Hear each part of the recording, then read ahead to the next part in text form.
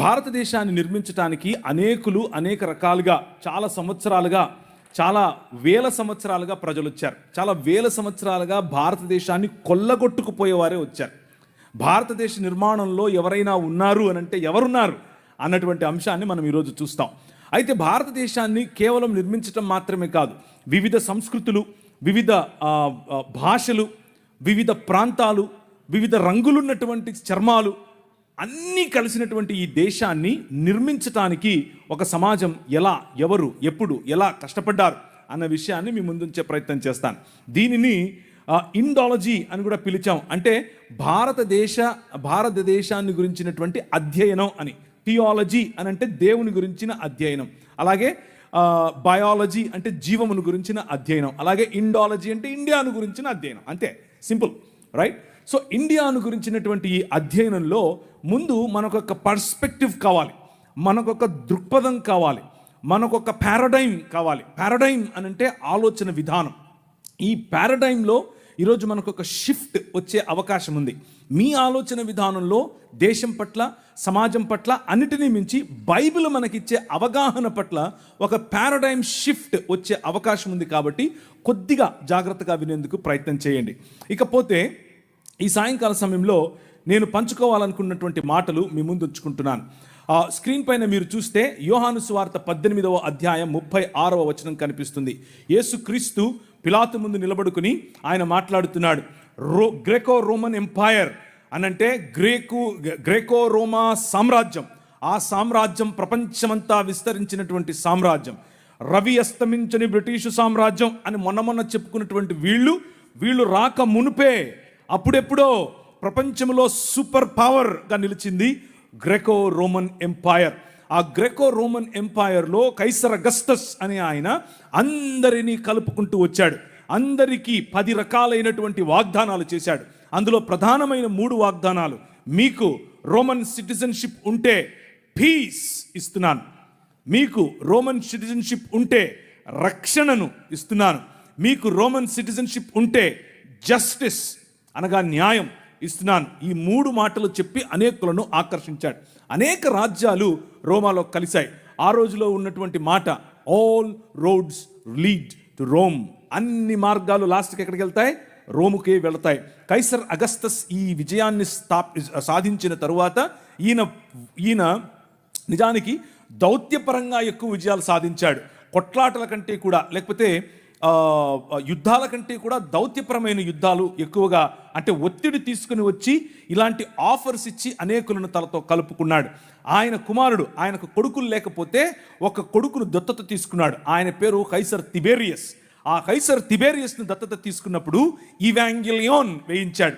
Evangelism అని మనం మాట్లాడతామే, ఆ పదం అక్కడి నుంచే వచ్చింది. ఇవాంజెలియోన్ అంటే అర్థం ఏంటంటే డప్పు తీసుకుని మొత్తం ఊళ్ళన్నీ తిరిగి మనకు రాజు పుట్టాడు అని చెప్పటమే ఇవాంజెలియోన్ అంటే.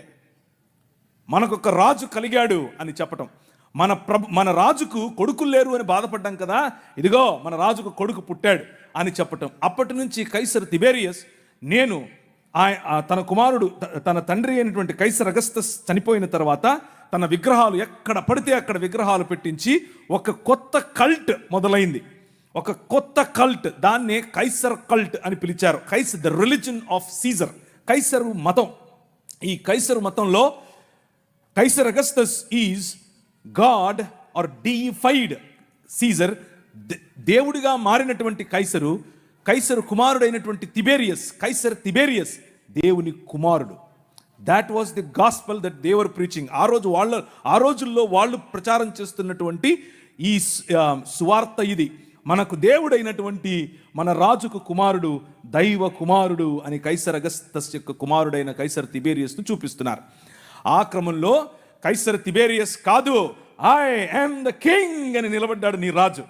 ఐ యామ్ ద కింగ్ అని నిలబడినప్పుడు వచ్చిన రాజును పట్టుకొని వచ్చి బట్టలు ఉడదీసి కొట్టి ఆయన నెత్తి మీద ముళ్ళ కిరీటం పెట్టి ఇప్పుడు నిలబెడుతూ మాట్లాడుతూ ఉంటే పిలాతు మాట్లాడుతూ ఉన్నాడు. పిలాతు is the representative of this Graeco Roman empire. ఈ మహా సామ్రాజ్యానికి ప్రతినిధి పిలాతు నిలబడుకుని మాట్లాడుతున్నాడు. ఇప్పుడు ప్రభు అయిన యేసు క్రీస్తుతో అడిగాడు, ఏమయ్యా యూదుల రాజుకు క్రీస్తువు నీవేనా? ఎస్, నువ్వన్నట్లే ఐ యామ్ ద కింగ్ అని చెప్పాడు. అవునా? నీకు విషయం తెలుసా? అయితే నా దగ్గర నిన్ను విడిచిపెట్టడానికి అధికారం ఉంది తెలుసా అని అన్నాడు. ఈయన అన్నాడు, స్మైల్ కొట్టాడు, నీకు అర్థం కావట్లేదు, నేను వచ్చిందే ఈ రోజు కోసం, నేను వచ్చిందే మరణాన్ని చంపటం కోసం, నువ్వేంది నన్ను విడిచిపెట్టేది? నేను ఇస్తే తప్ప అధికారం నీకు లేదు, పైనుంచి ఇస్తే తప్ప అధికారం నీకు లేదు, నేను పైనుంచి దిగి వచ్చిన వాడను, సమస్త రాజ్యాలను ఒక్క రాజ్యంగా చేయటానికి, సమస్త రాజ్యాలపైన ఏలుబడి చేస్తున్న మరణాన్ని చంపటానికి వచ్చాను. ద కింగ్ ఈజ్ హియర్ అని చెప్పాడు. The king is here. అయితే my kingdom is not of this world. ఈ లోక సంబంధమైన రాజ్యం కాదు. నువ్వు అనుకుంటున్నట్లు కత్తులు కటారులు తీసుకుని, నువ్వు అనుకుంటున్నట్టు మీ నాయన చేసినట్లు దౌత్యపరమైన ఒత్తిడి తీసుకొచ్చి, లేకపోతే ఇంకేదో 11వ అధ్యాయం దానియేలు గ్రంథంలో ఒక లిస్ట్ ఉంటుంది, ఎవరెవరు ఎలా పరిపాలిస్తారు. కొందరు దోపుడు సొమ్ము పంచడం ద్వారా పరిపాలిస్తారు, కొందరు కోయలిషన్ గవర్నమెంట్ ద్వారా పరిపాలిస్తారు, కొందరు ఇచ్చకపు మాటలతో పరిపాలిస్తారు, కొందరు ఇచ్చిపుచ్చుకోవటం ద్వారా పరిపాలిస్తారు, కొందరు కులం ద్వారా పరిపాలిస్తారు, కొందరు విభజించి పాలిస్తారు, కొందరు అనేకమైనటువంటి విగ్రహారాధన కారణం చేత పరిపాలిస్తారు. అలా పరిపాలించేవారు అనేకులు. భయపెట్టి పరిపాలించేవాడు ఒకడు, శూరత్వంతో పరిపాలించేవాడొకడు. ఇలాంటి పరిపాలనా పద్ధతులు లోకములో చాలా ఉన్నాయి. ఇది లోక మర్యాద. కానీ ఈ రాజ్యం, నీ రాజు స్థాపిస్తున్నటువంటి రాజ్యం, ఈ అన్ని పద్ధతులకు అతీతమైనటువంటి ఆలోచన. ఆ ఆలోచన ఒక్క మానవ సమాజం అనే ఆలోచన, ఆ ఆలోచన ఒక్క క్రీస్తు శరీరం అనే ఆలోచన. ఆ ఆలోచన తిరిగి వాదులాడేది కాదు, తిరిగి దెబ్బలాడేది కాదు, క్షమించేది. తండ్రి, వీరేం చేస్తున్నారో వీరికి తెలీదు, వీరిని క్షమించు అని తన గడ్డము పీకిన వాడిని, పిడిగుద్దులు గుద్దిన వాడికి, తరువాత ఆయనను దాన్ని ఏమంటారు, చాల్కొడితో కొట్టిన వాడిని, ఆయన మోసుకొని పోతున్నటువంటి సిలువ భారం ఇంకా పెంచాలని ఆలోచించే వారిని చూసి అన్నమాట. అది 23వ అధ్యాయం మత్తయి సువార్తలో అంటున్నాడు. పరిసయ్యులు మరియు అక్కడ ఉన్నటువంటి ఈ పాఖండులు, లేకపోతే హిపోక్రైట్స్, పైకొకటి లోపలొకటి ఉన్నటువంటి వారు అంటున్నాడు, woe to you scribes and Pharisees hypocrites, for you tithe mint dill and cumin and have neglected weightier matters. మీకు అవసరమైనటువంటి వాటిని మాత్రమే పట్టుకుంటున్నారు. దీంట్లో కొత్తిమీరలో 10వ వంతు ఇవ్వండి, మీ పుదీనాలో 10వ వంతు ఇవ్వండి. మీ మతం పట్టి సస్తున్నారు మీరు. కానీ చేయాల్సిందేమిటి? జస్టిస్, న్యాయం, మర్సీ, కనికరం, ఫెయిత్ ఆర్ దీన మనస్సు కలిగినటువంటి, నేను కాదు రాజు, నువ్వే రాజు అన్నటువంటి ఆలోచన. That is the kingdom of God. అది దేవుని రాజ్యం. ఇది మన నేషనలిజం. ఈ ఆలోచనను బట్టి మనం ప్రపంచములను ఆశీర్వదిస్తాం. న్యాయం ప్రతి ఒక్కరికి, కనికరం ప్రతి ఒక్కరికి, ఆయన రాజ్యం ప్రతి ఊళ్ళో, ఆయన రాజ్యం ప్రతి దేశంలో, ఆయన రాజ్యం ప్రతి తెగలో. రోమీయులకు రాసిన పత్రిక, దేవుని రాజ్యము, for the kingdom of God is not eating and drinking, but the kingdom of God is righteousness, peace and joy in the Holy Ghost. That is the kingdom of God. దేవుని రాజ్యము అనంటే తినడం తాగడం కాదు. దేవుని రాజ్యము అనంటే ఏంటి? నీతి, సమాధానము మరియు పరిశుద్ధాత్మనందలి ఆనందము. This is the basis. ఇది మనకు పునాది. ఈ పునాది పైన ఆయన తన రాజ్యాన్ని కడుతున్నాడు. ఈ పునాది పైన ఆయన తన ప్రజలను కడుతున్నాడు.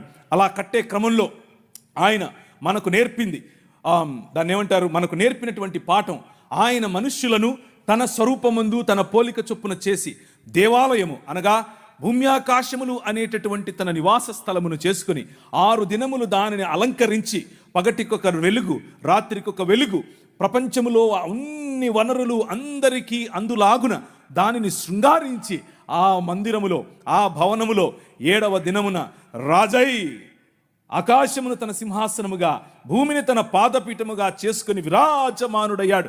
నీ రాజు. ఆ రాజు నిన్ను పిలిచి అన్నాడు, యు ఆర్ మై రిప్రజెంటేటివ్. నువ్వు నా ప్రతిబింబం, నువ్వు నా ప్రతినిధి, నువ్వు నా ప్రతిమ. గో, వెళ్ళు, రాజ్యం చెయ్యి అని అన్నాడు. ఏంటా రాజ్యం? ఫలించు, అభివృద్ధి చెందు, విస్తరించు, భూమిని నిండించు, దాని మీద ఏలుబడి చేయి అని అన్నాడు. ఎలా ఏలుబడి చేయాలి?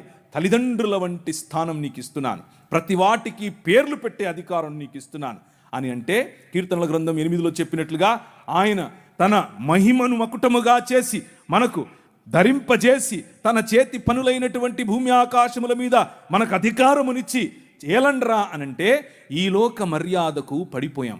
ఈ లోక మర్యాద అనగా అంధకార సంబంధమైన దురాత్మ సమూహముల యొక్క అధికారము, అవి చెప్పిన మాటలు విన్న కారణం చేత మన కార్పొరియల్ రిప్రజెంటేటివ్, మన ఫెడరల్ రిప్రజెంటేటివ్ అయినటువంటి ఆదాము, మనుష్య సమాజమునకు గుర్తు అయినటువంటి ఆదాము ఆ చేసిన నిర్ణయం కారణం చేత అందరము అంధకార సంబంధమైన దురాత్మ సమూహముల యొక్క రాజ్య భాగస్థులము అయ్యాం. దాన్నే ఒరిజినల్ సిన్ అంటారు, దాన్నే మూల పాపము లేకపోతే స్వభావ సిద్ధమైన పాపము అని అంటారు. Choosing the world and rejecting God, దేవుణ్ణి రిజెక్ట్ చేయటం. మనుష్య సమాజము మూకుమ్మడిగా దేవుణ్ణి రిజెక్ట్ చేసిన కారణం చేత ఆయన ఊరుకుండలేదు. ఆయన నా సన్నిధిని మళ్ళీ మీకు ఇస్తాను, నేను మళ్ళీ మిమ్మల్ని నా కుటుంబంగా చేసుకుంటాను, నేను మళ్ళీ మిమ్మల్ని నా కుటుంబంలో భాగంగా చేసుకోవటానికి నేను ఒక ప్రణాళికను వేశాను అని అన్నాడు. భూమి ఆకాశముల మధ్య కలిగినటువంటి ఈ అగాధాన్ని ఆయన తీసివేయాలనుకున్నాడు. అందులో భాగంగా ఆయన 5 రకాలైనటువంటి కవనెంట్స్, 5 రకాలైనటువంటి వాగ్దానాలు చేశాడు. 5 ఒకే వాగ్దానము 5 వేరు సార్లు వేరు సూపర్ పవర్స్ మధ్య చేశాడు. ఆయన ప్రతి దేశమును ఆశీర్వదించాలని, ప్రతి వంశమును ఆశీర్వదించాలని, ప్రతి గడ్డను ఆశీర్వదించాలని, ప్రతి బిడ్డను ఆశీర్వదించాలని పూనుకున్న కారణం చేత ఆయన నిమ్రోదు సమయంలో నోవహును ఎన్నుకున్నాడు. మెసపటోమియా సమయంలో అనగా నిమ్రోదు సమయంలో ఆ రోజుల్లో సూపర్ పవర్ నిమ్రోదు సమయం, ఆ నిమ్రోదు సమయంలో ఉన్న సూపర్ పవర్ మధ్య నోవహును ఎన్నుకున్నాడు. ఆ తర్వాత వచ్చినటువంటి సూపర్ పవర్ మెసపటోమియా సివిలైజేషన్. ఆ మెసపటోమియా నాగరికతలో అబ్రహామును ఎన్నుకున్నాడు, నీ ద్వారా ప్రపంచాన్ని ఆశీర్వదిస్తానని చెప్పాడు. ఆ తర్వాత వచ్చినటువంటి సూపర్ పవర్ ఈజిప్టులోకి ముందే తన బిడ్డలను పంపించి వారి ద్వారా అనేకులను ప్రపంచములను ఆశీర్వదించాడు. Hour God is interested in civilisations. మన దేవుడు ఈ ప్రజల నాగరికతల పైన ఆయనకు ఇష్టం. ప్రజల నాగరికతలలో ఒకరు విర్రవీగి ఐ యామ్ ద కింగ్ అనంటే పళ్ళు రాలగొట్టడానికి రెడీగా ఉంటాడు, కొమ్ములుంచటానికి రెడీగా ఉంటాడు. ప్రతి సివిలైజేషన్ను తన కన్నుసన్నలలో నడిపినటువంటి రాజు నీ రాజు. ప్రతి సివిలైజేషన్లో తన ఉనికిని చాటుకుంటూ వచ్చిన రాజు నీ రాజు. ఆయన నీతికి రాజు, ఆయన నీకు రాజు, నాకు రాజు, దేశములకు రాజు, సృష్టికి రాజు. He is the true king.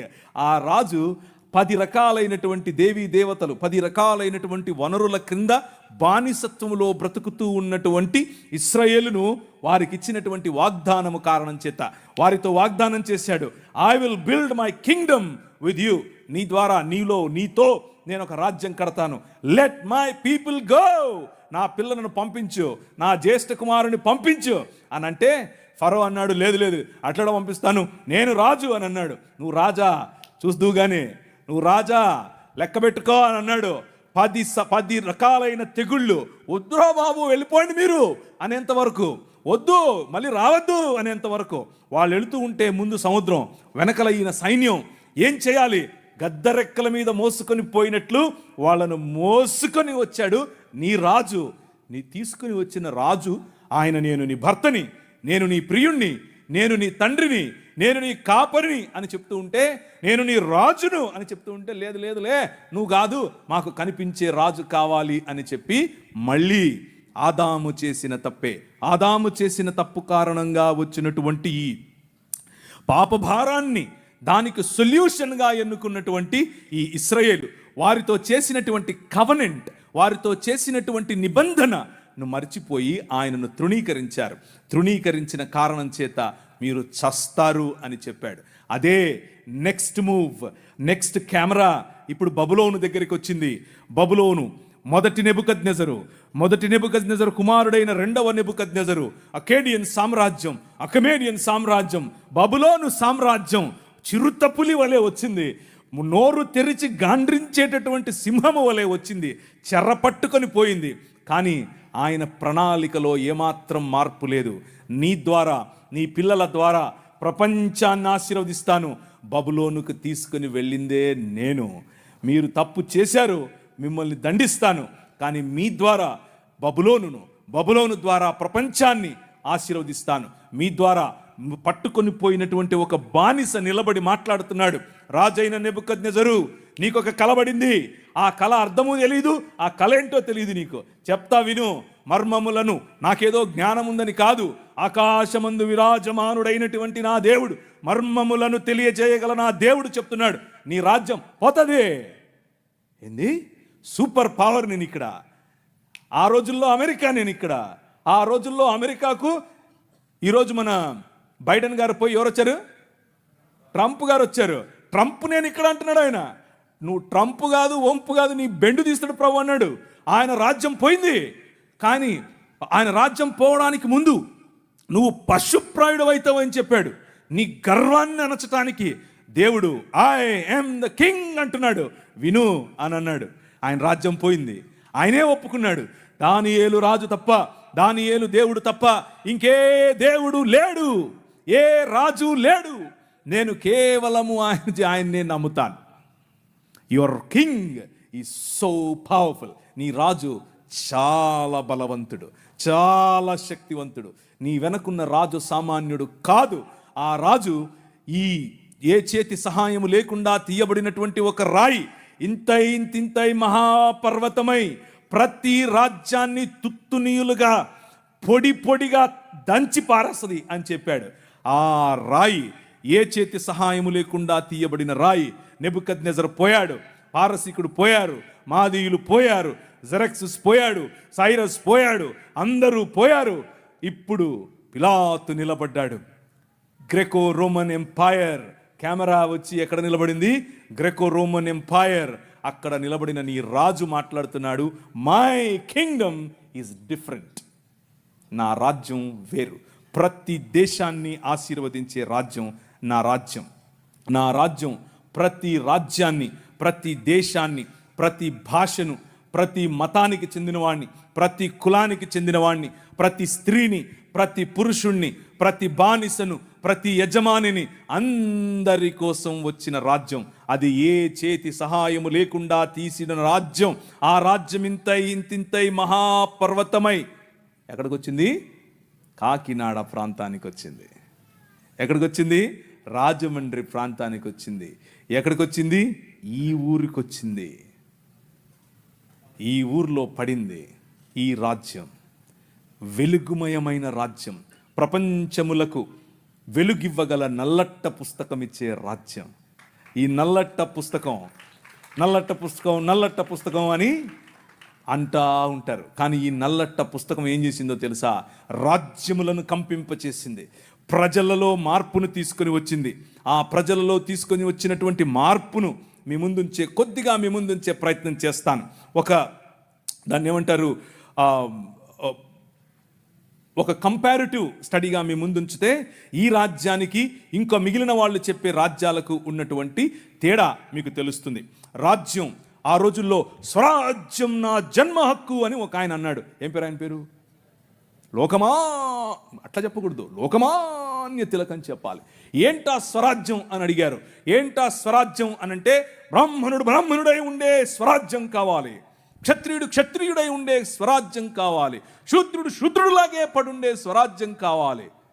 ఏమయ్యా మేము వస్తామయ్యా, మేము పాలకవర్గంలో ఉంటాము అని అంటే, ఒరే మల్లిగా ఇరిగా ఏం పనిరా నీకు? కుండలు చేసుకునేటానికి నువ్వు పార్లమెంట్లో పోతే ఏం చేస్తావు? రే నీకే చెప్పులు కుట్టేటానికి నీకేంద్రా అన్నడినా. నేను సొంతంగా చెప్తున్నాను అనుకుండేరు. ఆయనకు ఒక పత్రిక ఉండేది. ఆ పత్రికలో రాశాడు, స్త్రీల పట్ల ఈ స్వరాజ్యానికి ఉన్నటువంటి ఆలోచన ఏంటో తెలుసా? ఈ ముందంట పండిత రామాబాయి, ఇంతమంది ఉన్నారు దేవుళ్ళు, ఒక్కడు నచ్చలే, ఆ పోయి తెల్లంతో లేచిపోయింది అని రాశాడు. నేను ఊరికే చెప్పట్లేదు, పేపర్లో రాశాడు. వారు కోరుకున్నటువంటి రాజ్యం ఏమిటి అని అంటే, వారు ఎదురు చూస్తున్నటువంటి రాజ్యం ఏమిటి అని అంటే, దానికి రామరాజ్యం అని కొందరు పేరు, దానికి ఇంకో రాజ్యం అని ఇంకో వాళ్ళ పేరు. మొత్తానికి అంతా కలిపి చూస్తే ఆ స్వరాజ్యం ఏమిటి అని అంటే, ధర్మం 4 పాదాల మీద నిలబడాలి. నీ బతుకు నువ్వు అలాగే బతకాలి. నీ బతుకు నువ్వు అలాగే బతకాలి. మూతికి ముంత, ముడ్డికి చీపురు, ఇదే నీ బతుకు. ఇదే చెప్పారు, నువ్వు అలాగే బతకాలన్నారు. పూణేలో అలా అలా ప్రాక్టీస్ చేశారు. భయంకరమైనటువంటి జీవితం. ఇది వారు ఎన్నుకున్నటువంటి మార్గం, ఇది వారు చెప్తున్నటువంటి రాజ్యం. ఆ రాజ్యంలో సావర్కర్ గారు ఆ రాజ్యం కోసం పోరాడుతూ ఎన్ని పిటిషన్లు పెట్టాడు. అయ్యో బాబోయ్, నన్ను రక్షించండి, నేను ఉండను, ఇక్కడ ఈ జైల్లో ఉండను. బ్రిటిష్ వారు, మీరు నిజంగా మా కోసం వచ్చినటువంటి కాళీమాత లాంటి వారు, మీరు ఈ ముస్లింల నుంచి మమ్మల్ని రక్షించడానికి వచ్చినటువంటి దేవుడు. వాళ్ళని పొగిడాడాయన. పొగిడి పిటిషన్లు పెట్టిదిగా మీ స్క్రీన్ మీద కనిపిస్తోంది. పిటిషన్లు పెట్టి మరి నన్ను బయటకు తీసుకురమ్మని అడిగితే ఆయన్ను బయటకు తీసుకొచ్చారు. 1913లో ఒకటి, నవంబర్ 14 1913లో ఒకటి, ఫిబ్రవరి 2 1948లో ఒకటి, 1950లో ఒకటి చెప్తూ పెడతనే ఉన్నాడు. ఆయన ఒకవైపు క్రైస్తవ వీరులు, ఒకవైపు క్రీస్తు కోసం వచ్చినటువంటి వారు ఈ దేశ నిర్మాణం కోసం పోరాడుతూ ఉంటే ఈయన బ్రిటిష్ వారికి తొత్తుగా పనిచేశాడు. బ్రిటిష్ వారికి తొత్తుగా ఒకవైపు ఈ దాన్ని ఏమంటారు, బ్రిటిష్ వారికి వ్యతిరేకంగా జరుగుతూ ఉన్నటువంటి సహాయ నిరాకరణోద్యమము, అలాగే అంటే నాన్ కోఆపరేషన్ మూవ్మెంట్, ఉప్పు సత్యాగ్రహం వగేరాలు జరుగుతూ ఉంటే, అసలు ఆ ఆలోచన ఎలా వచ్చింది ఆయనకు ఇప్పుడు వద్దాం, మనం అక్కడికి వద్దాం. అలాంటివి జరుగుతూ ఉంటే ఈయన అలా కాదు, బ్రిటిష్ ఆర్మీలోకి వెళ్ళి చేరండి, దానికోసం అప్లికేషన్ పెట్టండి, నేను సిఫారసు చేస్తానని ప్రజలను రిక్రూట్ చేసుకుంటున్నాడు ఆ రోజుల్లో. అది వీళ్ళ భావజాలం. కానీ మన భావజాలం ఏమిటి, వీరి భావజాలం ఏమిటి? బంచ్ ఆఫ్ థాట్స్ అనే పుస్తకంలో గోల్వల్కర్ గారు అని అంటే ఎవరంటే మొట్టమొదటి ఆర్ఎస్ఎస్ యొక్క సరసంఘచాలక్ గారు. ఆయన చెప్పినటువంటి మాటలు, ఆయన ఉద్దేశంలో ఏంటి అసలు అంటే, ఒక హిందువు ఏ విధంగా almighty Purusha Sukta where in it is stated that the sun and the moon and his eyes stars and the skies are created from his nabhi. ఇది వాళ్ళకు కావలసినటువంటి ఆలోచన విధానం. అంటే ఇది అఖిలాండ కోటి బ్రహ్మాండమైనటువంటి దేశము.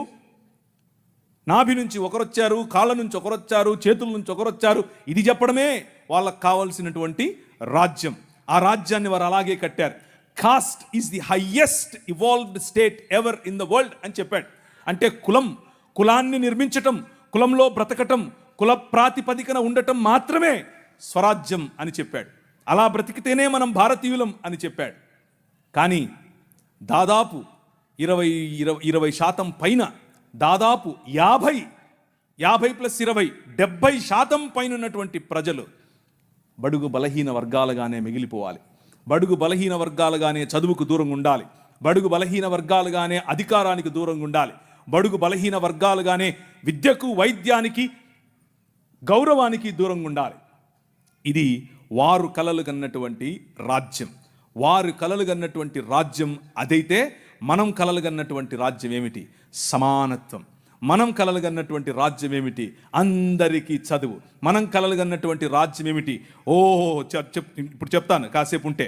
కానీ వీరితో పాటుగా ఇస్లామీ సహోదరులు కూడా ఒక మూవ్మెంట్ తీసుకుని వారు కలలు కన్నటువంటి రాజ్యం ఏమిటి, వాళ్ళు కలలు కన్నటువంటి నేషనలిస్టిక్ ఐడియాలజీ ఏమిటి అని అంటే, ఒక ఆయన మొహమ్మద్ ఇక్బాల్ గారు, ఇంకొక ఆయన మొహమ్మద్ అలీ జిన్నా గారు, వీళ్ళిద్దరూ కలిసి వీళ్ళిద్దరి యొక్క భావజాలం ఏమిటి అని అంటే, కేవలము షరియా ప్రకారం బ్రతికేటటువంటి రాజ్యం కావాలి.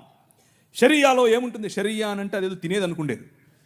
షరియా అంటే చాక్లెటో లేకపోతే పాయసమో కాదు. షరియా అంటే అర్థం ఏంటంటే వారి ధర్మశాస్త్రం.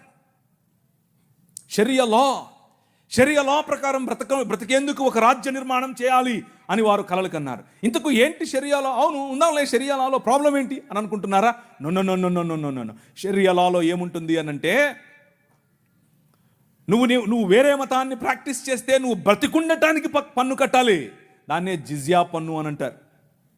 నువ్వు బతికుండటానికి పన్ను కట్టాలి. మొదట అస్సలాము అలైకుం అని ఆయన అనడు, నువ్వే అనాలి. అనకపోతే జైలు. నువ్వు రోడ్డు మీద నడుచుకుంటూ వస్తూ ఉంటే అవతల నుంచి మౌలవీ సాబ్ వస్తుంటే నువ్వు కిందికి దిగాలి. ఎక్కడో విన్నట్టుందా? ఇది సనాతనంలో ఉండేదే. ఇది కూడా కొత్తదేం కాదు. వాళ్ళు ఇక్కడ నుంచి కాపీ కొట్టిందే. ప్రతి ఒక్కటి అక్కడి నుంచి తీసుకొచ్చి వీళ్ళు ఒక లా అని పెట్టి దానికి షరియా అని పేరు పెట్టారు. ఇప్పుడు ఒక 5-6 నిమిషాల తర్వాత చెప్తాను ఇంకా ఏమేమి ఉంటాయో అక్కడ. సో ఇస్లాం ప్రకారంగా వారు స్థాపించాలనుకుంటున్నటువంటి రాజ్యాలు. మీరు అనేకులు మిడిల్ ఈస్ట్కి వెళ్ళి పనిచేసే వాళ్ళు బహుశా మీలో ఉన్నారు. బహుశా మీకు తెలిసిన వారు అనేకులు, ఈ ప్రాంతం నుంచి అనేకులు మిడిల్ ఈస్ట్కి వెళ్ళి పనిచేస్తున్నారు. వాళ్ళని అడిగి చూడండి ఇస్లామీ రాజ్యాలు ఎలా ఉంటాయో. వాళ్ళు కలలుగన్నటువంటి రాజ్యం అది. మా రాజ్యంలో ఇలా ఉంటుంది, మా రాజ్యంలో కొందరికే ప్రివిలేజెస్, పురుషులకే ప్రివిలేజెస్, గడ్డమున్నోళ్ళకే ప్రివిలేజెస్. అలాంటి రాజ్యం యొక్క కలలు వాళ్ళు కన్నారు. కానీ ఈ దేశ నిర్మాణం చేసినటువంటి క్రైస్తవ సమాజం, ఈ దేశ నిర్మాణం చేసినటువంటి క్రైస్తవ సమాజం కలలుగన్నటువంటి రాజ్యం స్క్రీన్ మీద మీకు కనిపిస్తూ ఉంది. 1807లో abolishment of the slavery act నీ రాజు తీసుకొచ్చాడు. జోగిని అనే వ్యవస్థను కూల్చడానికి నీ రాజు తీసుకొచ్చాడు. 1930లో ముత్తులక్ష్మిరెడ్డిని నిలబెట్టి మెడ్రాస్ లెజిస్లేటివ్ కౌన్సిల్లో ఈ దేవదాసి వ్యవస్థను నాశనం చేయటానికి దాన్ని తీసి పారేయండి అని పిల్లు పెట్టింది. నీ రాజు పంపగా వచ్చిన వ్యక్తులు ఆంధ్ర జోగిని యాక్ట్ మనం తీసుకొచ్చాం. ఇంగ్లీష్ ఎడ్యుకేషన్ ఫర్ ఎవ్రీబడి, ప్రతి ఒక్కరికి 1835 మనం తీసుకొచ్చాం. 1795 రైట్ టు ప్రాపర్టీ, అంతకుముందు ఎవరు భూములు కొనటానికి లేదు. బడుగు బలహీన వర్గాలు భూములను స్వాధీనం చేసుకునేవాళ్ళు. నీకేంద్ర రే మల్లిగా అనేవాళ్ళు, నువ్వెవర రే ఈరిగా అనేవాళ్ళు, నువ్వెవర రే బయటుండు, నువ్వు మా ఇంటికి రావద్దు, నీ నీడ పడద్దు అన్నారు. కానీ నీ రాజు నీకు అధికారం ఇచ్చాడు. భూమి కొనుక్కునే అధికారం, భూమిలో పండించుకునే అధికారం, పండించిన దాన్ని తినే అధికారం నీది.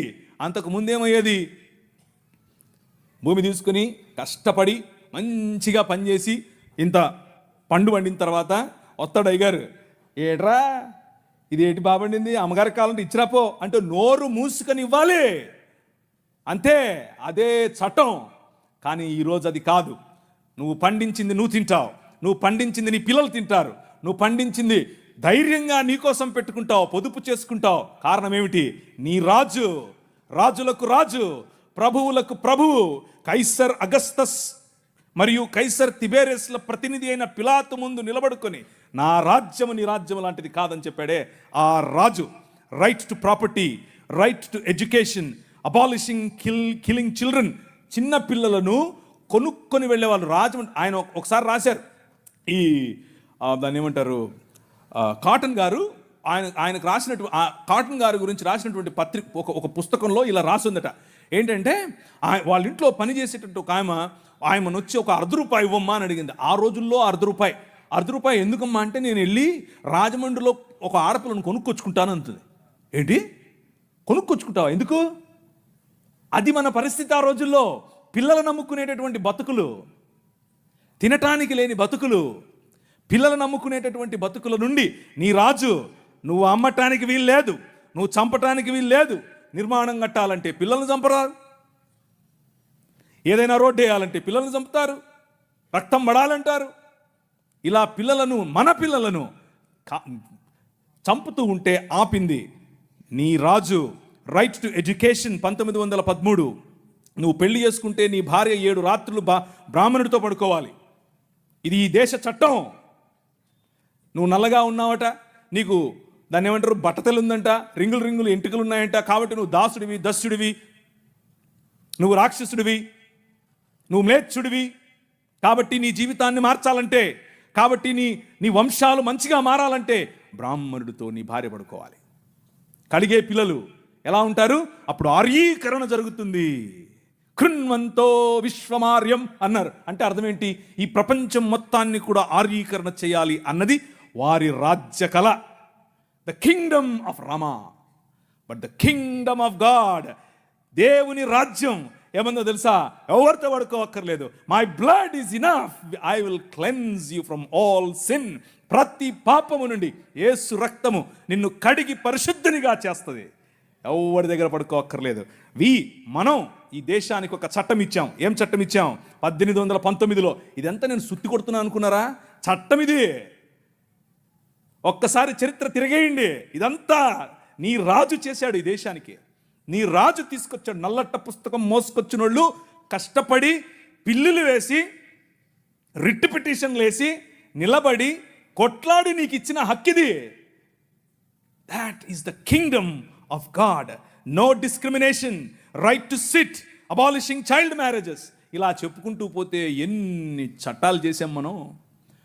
రైలు మనది, పోస్ట్ ఆఫీస్ మనది, ఐఏఎస్ తెచ్చింది మనం, ఐపీఎస్ తెచ్చింది మనం. తెలుగు భాషను మ్లేచ్ఛ భాష అన్నారు. అరే ఏం భాష మాట్లాడుతున్నాడు మ్లేచ్ఛుడా అంటే, తెలుగు భాషలో డిక్షనరీ, మొట్టమొదటి డిక్షనరీ మంది. మీ నాయన రాజు, ద కింగ్, మనం ఇచ్చాం. CP brown, he was a machinery. ఆయన కలెక్టర్ మాత్రమే కాదు, మిషనరీ. తెలుగు భాష గద్య భాగంలో మొట్టమొదటి పేపర్ మనది.